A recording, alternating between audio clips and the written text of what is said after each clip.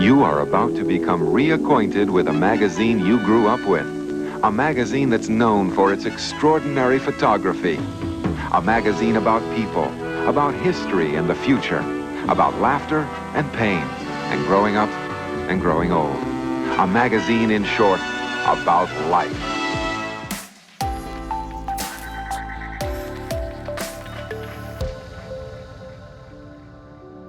The New Mexico Museum of Space History is fortunate to have a large collection of Life magazines, the earliest dated June 22, 1942, up to April 22, 1992.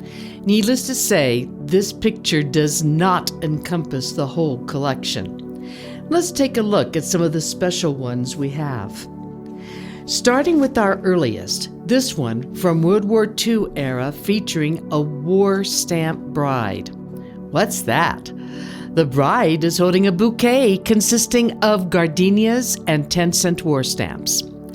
A feature story of a not-so-happy occasion, the sinking of the USS Lexington at the Battle of the Coral Sea. From January 17, 1949, this one features what the new swimsuits will be like post-war. In 1949, they are predicting that man will make it to the moon in 25 years, or 1974.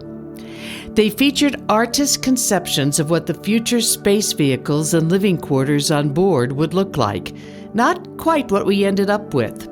Another artist's conception of work on the moon and spacesuits. About 8 years later, September 7, 1957, Life featured a story on Major David Simons, who made the second Man-High program high-altitude balloon flight on August 19th and 20th, 1957. He reached 101,516 feet.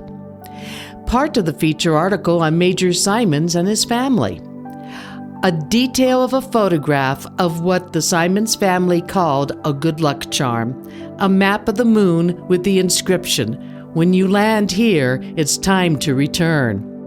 September 14, 1959, just about 2 years later, Life features the Mercury 7. Did you know that Life had the exclusive contract to cover all news stories about the U.S. space program? The astronaut training, which included some comments like, "There won't be time to send for the manual." Meanwhile, about a week later, on September 21st, 1959, the astronauts' wives are finally featured, albeit on page 142, quite a ways into the magazine. Ads in old magazines are a good way to see what the culture was like way back when. Look at this new telephone idea. Remember, this is 1959.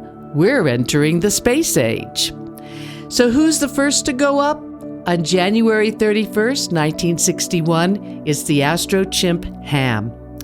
January 31st was a red-letter day for the U.S. 3 rockets went up within a 24-hour period.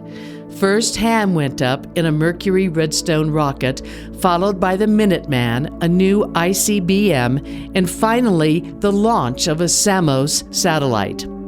Finally, on May 5, 1961, Alan Shepard is the first of the Mercury 7 astronauts to go up. He would later say that he appreciated Ham going up before him since most of the bugs were worked out. Louise Shepard even got her story featured. One final ad. How many out there remember TV dinners? How many of you even know what a TV dinner is? It's not microwavable. My name is Sue Taylor, Chief Curator for the New Mexico Museum of Space History. Thank you for joining me today for this edition of Into the Vault. Please check out our web and Facebook pages and YouTube channel. We always have something new at the New Mexico Museum of Space History. Thank you.